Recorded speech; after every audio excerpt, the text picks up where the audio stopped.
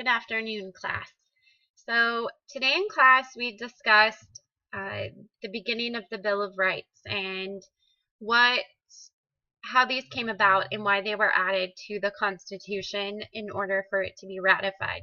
So tonight's task is there's three major tasks that you have to complete. And then tomorrow in class we're going to begin our extended activity where we start diving into learning each of the amendments. So your first task is in BlendSpace. You will find two videos that you're going to watch. They're about 3 or 4 minutes apiece. And the first one is the Bill of Rights Rap by Smart Songs. I think it's a pretty interesting one to watch. And then also you're going to watch Learn the Bill of Rights, the Finger Tricks. And don't be surprised if I pop quiz you tomorrow in class to show me some of the finger tricks. Your third task this evening is going to be to watch the following presentation. And it's on Prezi, or it is a Prezi.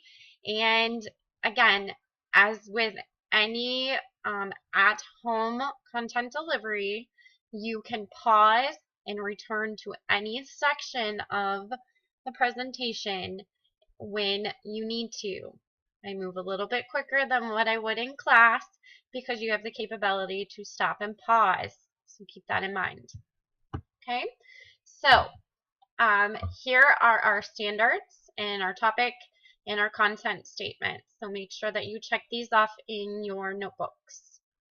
We're going to go over how the U.S. Constitution defines the government. We're going to begin looking at the Federalist and Anti-Federalist papers. We're going to look at how constitutional government has changed over time, so the evolution of the Constitution, and then also the Bill of Rights.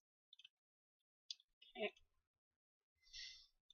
Also, in BlendSpace, you can just open the Prezi so you can view it yourself, and everything is, as you already know, posted in Google Classroom.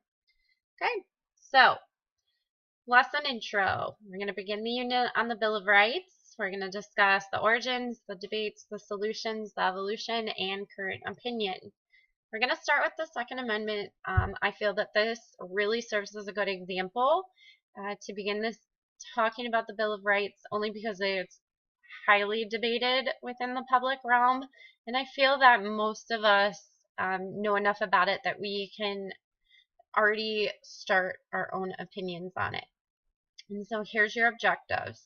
You're going to understand the origins, debates, solutions, evolution, and current opinion of the Second Amendment. You're going to gain a clearer definition of the Second Amendment. We're going to use technology and media resources. We're going to expand content vocabulary knowledge. We're going to look at some Supreme Court decisions, and then we're going to defend or change our current opinion using new knowledge.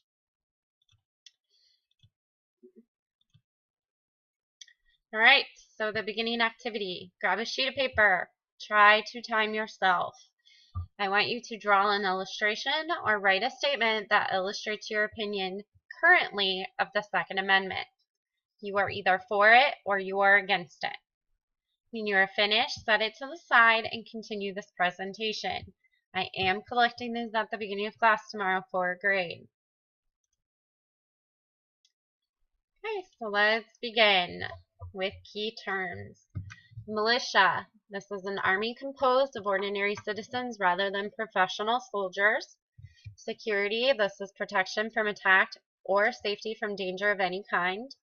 Bear. Nope, not the ones we find in the backyard or in the woods. We are referring to carrying something or moving something from place to place. Arms. Nope, not the ones with muscles. We're talking about weapons of offense or armor for defense and protection of the body. And then infringe means to limit or reduce someone's legal rights or freedom, whether by intervention or not fulfilling some duty. So add these to your vocabulary notebook so that we have them. And again, make sure you rearrange so they're in alphabetical order. Okay, the Second Amendment. A well-regulated militia, being necessary to the security of a free state, the right of the people to keep and bear arms shall not be infringed. each of the amendments comes from rights and protections that the colonists highly valued, and many of them date back way into English history. So we're starting with King Alfred, and he believed in a citizen army. Then we move into the Tudors, and they required fathers to purchase weapons and train their sons. The Stuarts, well, they allowed Parliament to take control of the army and dictated when they were armed and when they were not. And then with William and Mary, you have the Declaration of Rights, and this is where Protestants may provide and keep arms for their common defense. So this is where the Second Amendment is born out of. And then here's the English theorists who backed this right to bear arms. Blackstone believed in the absolute and relative rights of individuals. English Republican thought was that citizenry could rule itself without paternal guiding of a monarch. And then Harrington believed that standing armies should be avoided because they become government's tool to retain power. So that's an interesting one to keep in mind. Okay, then with the Founding Fathers. So here's the constitutional debate and the concerns of the citizens. Giving the central government the right to raise an army would give them too much power, but they needed to have the power to raise a national army, and waiting for war to occur could be disastrous. So, why was this added? Citizens understood that they needed a national army to protect them in times of war, but wanted to make sure that the central government did not have too much control. So an underlying theme that we have realized throughout the American Revolution is that everything, especially with what was put in the Constitution, was to make sure that the central government did not gain too much power. And then here's our solution. Skip ahead here. Congress has a right to raise an army, but no appropriation of money for that use could be more than 2 years. And the states would be responsible for maintaining a militia that must be ready in time of national emergency. Okay, Federalists and Anti-Federalists. So what's interesting about this in most cases that we're going to learn about, the Federalists and Anti-Federalists totally disagreed with each other. However, with the right to bear arms, they actually agreed. The change was that Madison believed it should be added to the Articles, but during the ratification process, several states felt very strongly about this right, and so they decided to add it to the Bill of Rights. Okay, here is a video with some quotes from Thomas Jefferson, our main man, which I think really gives you a good insight into how strongly they felt about this amendment being added to the Constitution. So I'm going to let you watch that. Again, it's only about 2 or 3 minutes. I'm not going to play it on this presentation. You can do that on your own. All right, so moving into our Supreme Court cases. So beginning in 1886, we have Presser versus Illinois. And take some time to read the background, the constitutional question, the majority decision, and then also the evolution.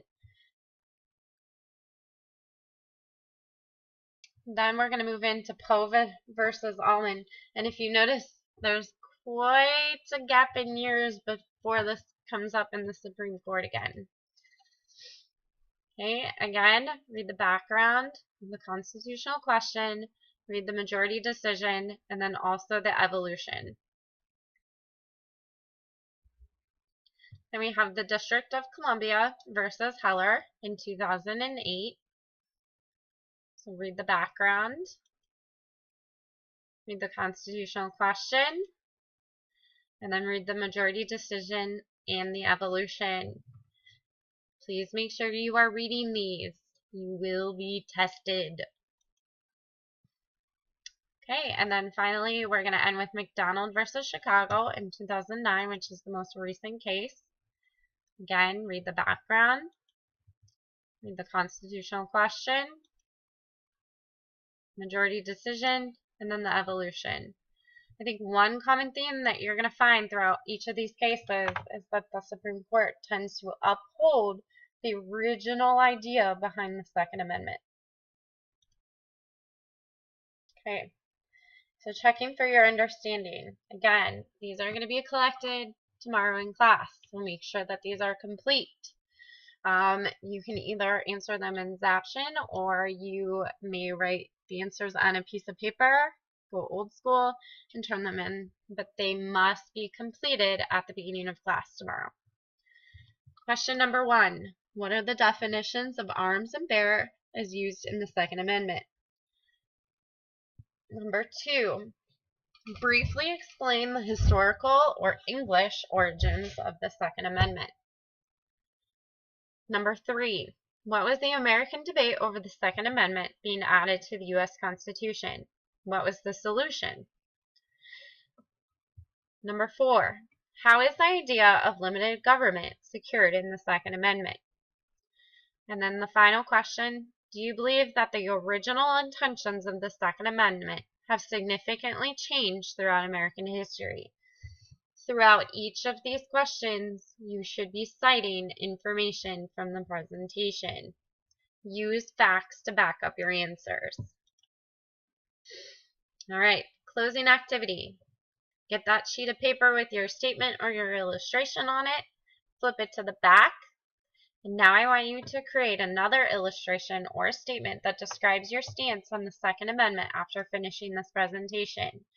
Again, use evidence from the presentation, so facts, that are either going to defend that you believe in the Second Amendment or that you are opposed to the Second Amendment. Again, I challenge you to time yourself. Obviously, if you're doing an illustration, it might take a little longer than 2 minutes, but try to challenge yourself.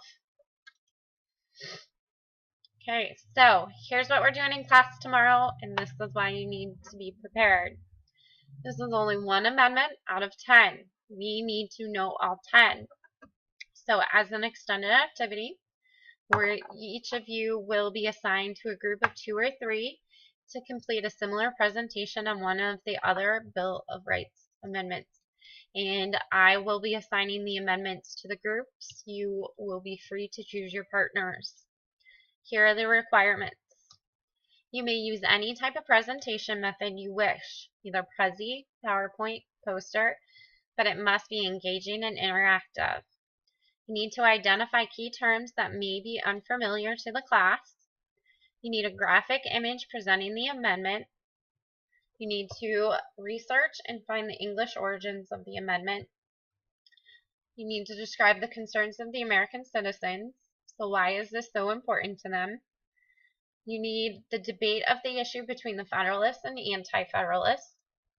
Quotes from the Founding Fathers related to the amendment. At minimum, 3 Supreme Court cases that display the evolution of the amendment.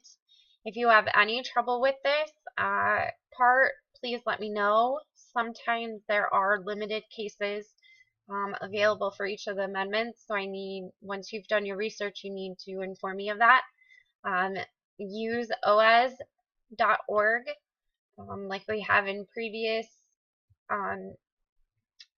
units for your information regarding the Supreme Court cases. You need to describe the current debate and or issues or concerns over the amendment, and it cannot be longer than 8 minutes. It has to include at least 5 images and 1 video that either you create yourself or you find on YouTube. You're going to have 3 days in class to work on your group presentation, so remember to split the work and use your time wisely. This is going to be due June 2nd. Then you will present to the class. So you will become the teacher. So you are essentially becoming the expert on your amendment. This checklist will be used to grade you. Each number, so number 1, number 2, number 3, number 4, each one is worth 5 points. So this is, and then I'm going to double it. So this is going to be a 100-point project. So keep that in mind. Right. If you have any questions, as always, we will open class tomorrow with question time. and then we will move into working on our presentations.